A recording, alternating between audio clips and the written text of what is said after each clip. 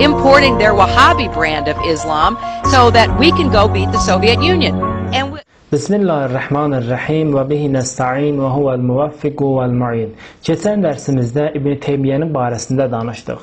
Dedik ki, 13-cü əsrdə İbn Teymiyyə çox kəskin və azğın əqidələr irəli sürdü və həm müsəlmanların, həm də ki, alimlərin etirazına səbəb oldu. Ona görə də elə də cəmiyyətdə yer tuta bilmədi və əgər o vəziyyətdə qalsaydı, getdikcə bu unudulacaqdı və yaddan çıxacaqdı.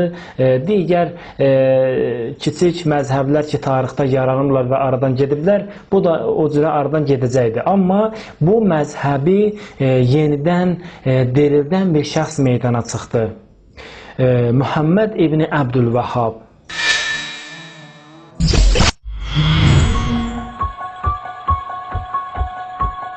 Muhammed İbni Abdülvahhab 1695-ci ildə Ərəbistanın Nəcd vilayətinin Üyeynə şəhərində dünyaya gəlmiş və 1786-cı ildə 91 yaşında dünyasını dəyişmişdir.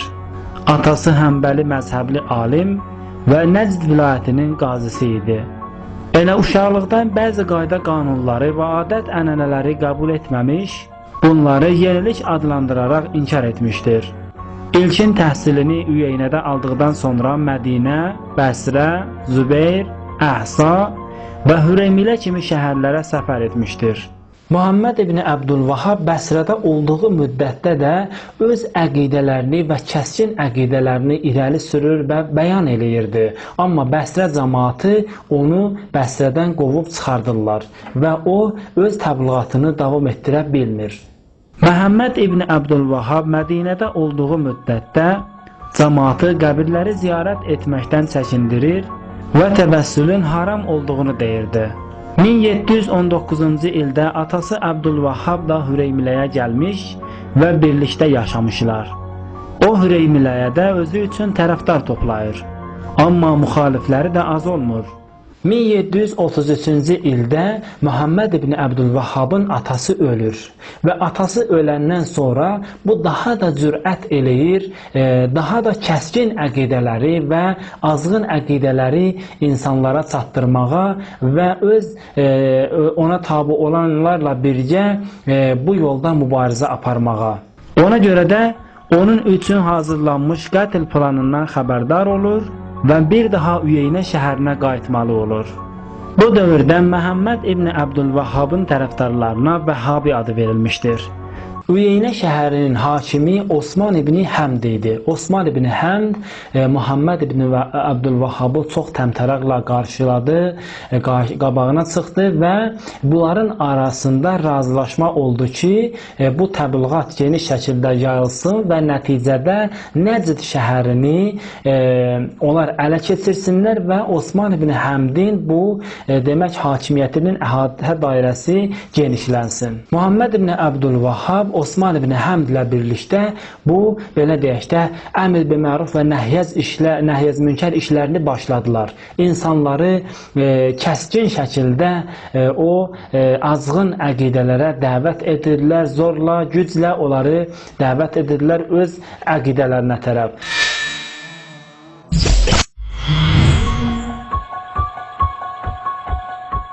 Muhammed İbni Abdülvahhabın Osman İbni Həmdlə təbliğatı və o gördüyü işlər bir həddə gəlib çıxır ki, Əhsanın hakimi Süleyman İbni Məhəmməd xəbərdar olur və o Osman İbni Həmdə məktub yazır və deyir ki, yanındakı şəxsi, yəni Muhammed İbni Abdülvahhabı o cürə kəskin əqidələrinə görə qətlə yetir, öldür və hətta Osman İbni Həmdin özünü burada təhdid edir ki, əgər onu öldürməsən bundan sonra sənə heç bir maddi yardım gəlməyəcək. Osman İbni Həmd də baxıb görür ki, Muhammed İbni Abdülvahhabla bu cürə mübarizə apara bilməyəcək, bunun ardıcılarının sayı burada artıq çoxdur. Ona görə Muhammed İbni Abdülvahhaba məsləhət görür ki, sən buradan, yəni Üyeynə şəhərindən çıx, get və onun ardıcıları Muhammed İbni Abdülvahhabla bir neçə şəxslə Üyeynə şəhərini tərk edirlər. Muhammed İbni Abdülvahhab 1740-cı ildə Üyeynədən Nəcdin başqa bir şəhəri olan Dəriyyəyə köçür. Oranın hakimi Ənzə qəbiləsindən olan Məhəmməd ibn Səud idi. Məhəmməd ibn Əbdülvahhab vaxtilə Üyeynə hakiminə etdiyi təklifi onun diqqətinə çatdırdı və nəticədə bu iki nəfər arasında əhd-peyman bağlandı. Bu əhd-peymandan sonra Vəhhabilər amansız qətillər törətməyə başladılar. Silsilə qətillərə bilavasitə himayədarlıq edən Məhəmməd ibn Əbdülvahhabın soyuqqanlıqla verdiyi fətvalar idi. Beləliklə, Səud sülaləsi onun qılınc gücünə, dinə dəvəti və azğın dini şüarları sayəsində hakimiyyətini genişləndirdi. Keçən dərsimizdə də dedik ki, Muhammed ibn Əbdülvahhab bir növ İbn Teymiyyənin fikirlərini yenidən dirçəldən və onları cəmiyyətdə təbliğ eləyən bir şəxs idi və ona görə də Muhammed ibn Əbdülvahhabın nəzəriyyələri elə də İbn Teymiyyənin nəzəriyyəsindən başqa bir nəzəriyyə deyildi, yeni bir nəzəriyyə deyildi. Amma Muhammed ibn Əbdülvahhabla İbn Teymiyyənin bir neçə fərqi var. O fərqdən biri də budur ki, Muhammed ibn Əbdülvahhab İbn Teymiyyənin verdiyi fətvalar və əqidələr əsasında müsəlmanlarla çox kəskin şəkildə rəftar edirdi.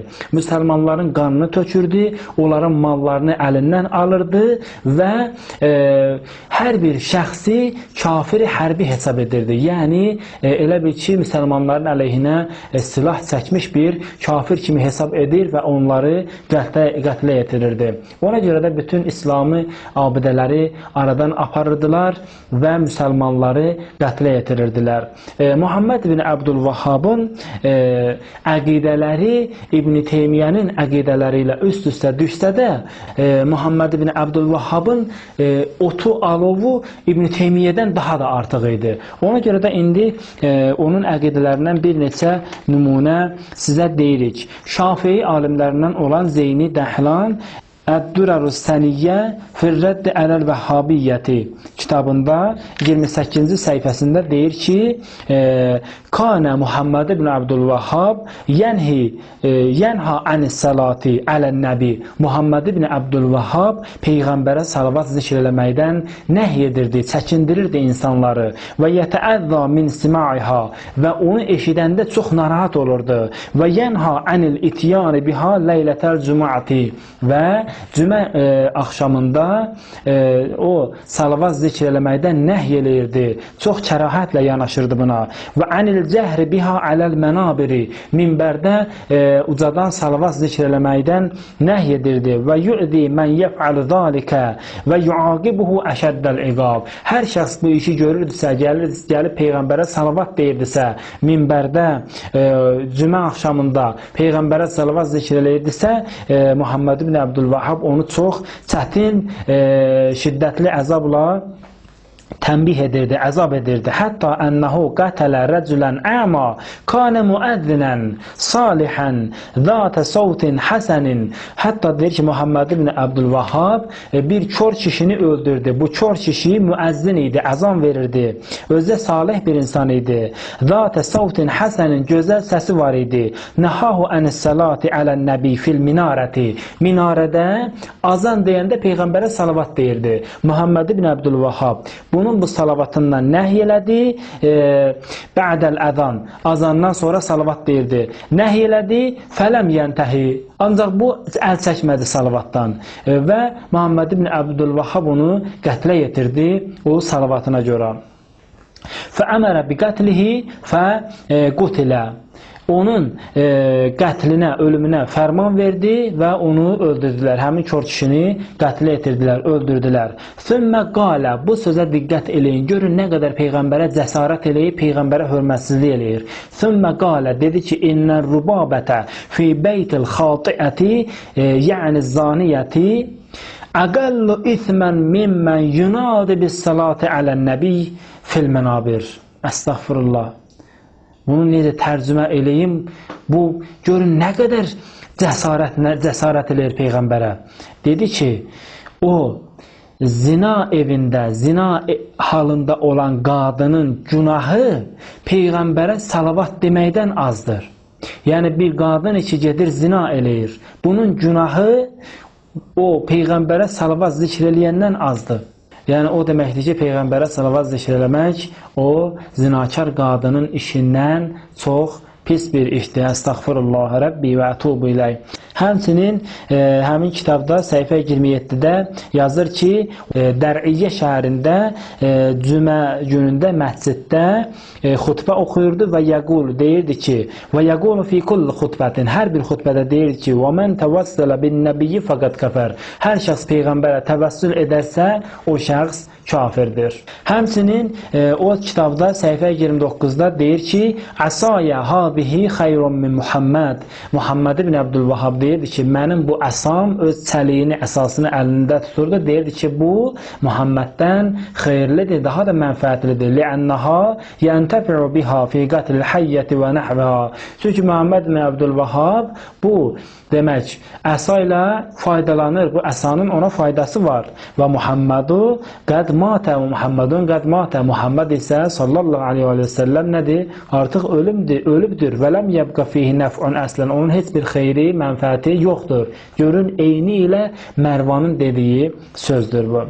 Muhammed ibn Abdülvahhabın bundan da artıq əqidələri var və bu günləri Vəhhabilər də hətta bəzən üzə çıxartmasalar da daxildə o əqidələri var və çox vaxt öz əqidələrini gizlədirlər. Bunlar Muhammed ibn Abdülvahhabın yolunu gedirlər və Muhammed ibn Abdülvahhab o kəskin əqidələri ilə müsəlmanların qanını tökürdü və saysız, hesabsız cinayətlər törətdi ki, inşallah həm o cinayətlər barədə və həm də ondan sonra Muhammed ibn Abdülvahhabın ardıcıllarının o törətdiyi cinayətlər, gördüyü işlər barədə inşallah növbəti dərsimizdə danışacağıq. Vəssalamu aleykum və rəhmətullahi və bərəkatuhu.